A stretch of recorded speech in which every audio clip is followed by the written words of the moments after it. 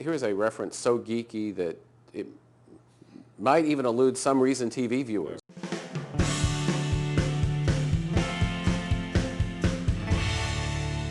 Hi, I'm Nick Gillespie with ReasonTV, and today I'm talking to Glenn Reynolds, the Instapundit and the main man behind Pajamas Media TV.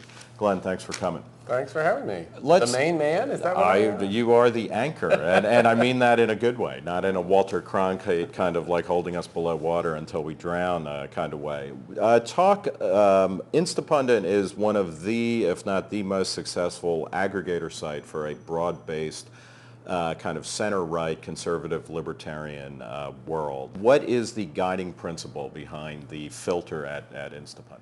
Instapundit's built around my own browsing habits, basically. I assume that most people who are reading my site are people who are already at their computer for some other reason, typically work. They're bored, or they're procrastinating, and they're going to take a 5-minute break. They go to Instapundit, they see what's new, maybe they follow a link or two, then they go back to whatever they were doing and repeat as needed throughout your day to keep your brain fresh. What are your 3 primary interests? It kind of varies. I mean, there's always a thread of sort of what's in the news at the moment. And I usually try to find something about it that's not just what everybody else is talking about, if I can. The second is my own personal hobby horses, which are things like nanotechnology, red light cameras, SWAT team misbehavior, stuff like that, which I put in whenever I want. And then the third is sort of trying to find new and different stuff that people haven't seen before, or new and different bloggers who, ought to have a bigger audience. And so it's just kind of mixed together. How do you define yourself ideologically? I mean, you flirt with the phrase libertarian or conservative. How do you define it? I'm not conservative at all, really, but, other than, for a while support for the war in Iraq was the litmus test for conservatism. And if that's your litmus test, sure, but it's a dumb litmus test. Some people have described me as a Heinleinian libertarian. Okay. Which is, somebody strongly influenced by Robert Heinlein. And I think one thing in which Heinlein did influence me is the sense that he never expected very much out of the political process, and sort of one of his recurring themes of his brand of libertarianism was don't expect too much from the political process. The best thing you can really hope for is to keep it from being too crooked and getting too much into your business, but the world is full of Mrs. Grundys who live to interfere in your business, and you can never completely abolish them. You just have to keep fighting them off. How does that feed into your interest in things, a kind of technological utopianism that is a strain in your thought, nanotechnology, longevity? I mean, that's very Heinleinian in that you keep the government or you keep the powers that be at bay, but then you create your own world where you can do what you want? It empowers people. I mean, if you look at politics, it's actually very stagnant, okay? What's cool in politics right now is 1968, right? I mean, we are the politics of 1968 are the politics of 2009 right now. In so many ways, no government institution has actually gotten better since 1968 in any very measurable way. Compare it to technology, and when you look back from the standpoint of 100 or 1,000 years from now, that's what people will think was the defining characteristic of our age, and it is. The other thing is most of these technologies have the effect of making an individual more powerful in relation to the state. Or a small group. And here we are in the ReasonTV studios right here producing a TV show that not that long ago would have been very expensive to produce and distribute around the country and the world, and now isn't. I mean, that's just one example.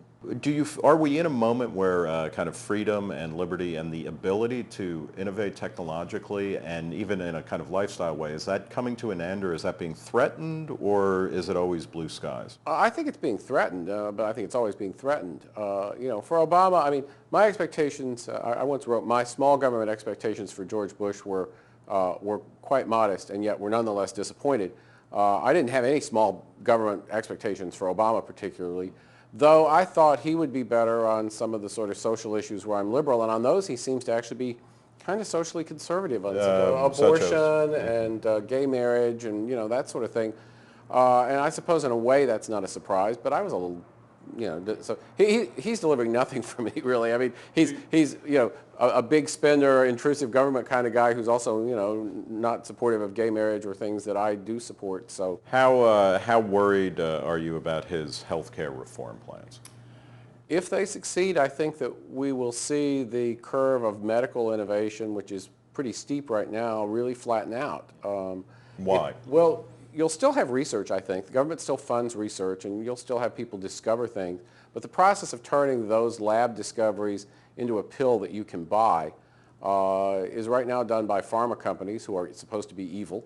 If the only person or entity they can sell that pill to is the government, and if the government's main goal is to spend as little money as possible, there's not much incentive to progress. So I think we're going to see a lot less medical innovation, and paradoxically, right at the time when we should be seeing a whole lot more. We're partway through the singularity, right? And so what a terrible time to turn off the lights. Well, that's right. Yeah. That's right. Talk about PJTV. I mean, Instapundit and Pajamas Media are allies now, or business partners. You have a regular show on PJTV. What's the benefit of PJTV over Pajamas Media 1.0? I have to say, PJTV in some ways is me living one of my geek fantasies, because I remember very much in the late 90s sort of playing with a video camera and hooking it up to the computer and doing stuff on the internet and saying, we should be able to pull all this stuff together and you could have a TV network on the cheap. And you couldn't really quite do it then. You sort of could, but if you remember the old reel player with the smudgy little images and all, it didn't work very well. But it is... now, I mean, I've got an HD studio actually in my basement with a green screen that you can put virtual studios in, and I can interview people from all over the world via Skype or iChat or whatever and bring them in, and it all just, it's just cool, and it's all dirt cheap compared to a regular TV network. You have been accused, and I think with some justice, of having a mad crush on Sarah Palin. What do you, yes, at least in office chatter here, but... Oh. And in the pages of the LA Times recently, you had a lot of good things to say about Sarah Palin. Does she represent the future of the Republican Party, or should we care about the future of the Republican Party? I don't know. I mean, what I said in the LA Times was actually, I found Sarah Palin a lot less interesting than the Sarah Palin phenomenon and the just hatred she inspires in a lot of people. My sense on whether she's the future of the Republican Party is, I don't know. Well, let me here's a reference so geeky that it might even elude some ReasonTV viewers, but I used to play a war game when I was a kid called Luftwaffe, which was air combat in World War II. And when the Germans got in trouble, which they always did, one of the ways they could get more planes was to call the cadets out of the training fields and put them in the air. And once you did that, they were never as good. They stayed a 2 instead of a 3 or whatever it was for the rest of the game. Well, that's kind of what the Republicans did to Sarah Palin. The truth is she wasn't ready for national politics. She has tremendous raw political talent. I mean, the speech she gave at the RNC, some of her other stuff really shows that.